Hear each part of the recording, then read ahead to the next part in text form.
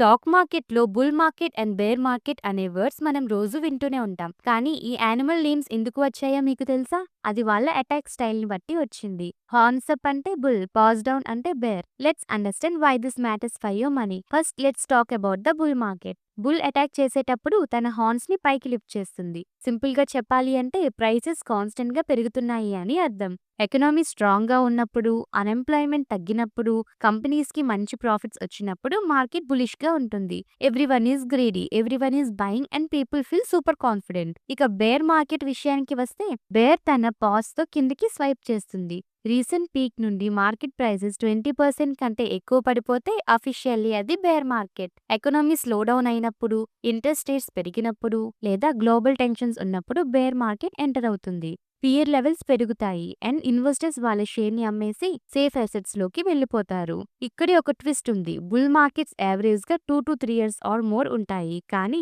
Bear markets fast గా వచ్చి చాలా స్పీడ్ గా ప్రైసెస్ ని డౌన్ చేస్తాయి. But remember, market cycles are natural. Day night ఎలా వస్తాయో బుల్ అండ్ బేర్ కూడా అలానే వస్తాయి. బేర్ మార్కెట్ ని చూసి పానిక్ అవ్వకండి. In fact legendary investors like Warren Buffett bear market ని ఒక డిస్కౌంట్ సేల్ లా చూస్తారు.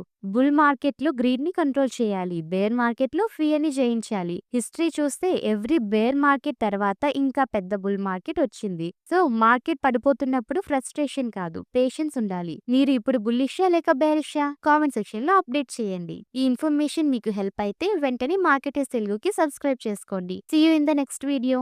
నేను సెబీ రిజిస్టర్డ్ అడ్వైజర్ ని కాదు. ఈ వీడియో కేవలం ఎడ్యుకేషన్ పర్పస్ కోసం మాత్రమే. Thank you for watching.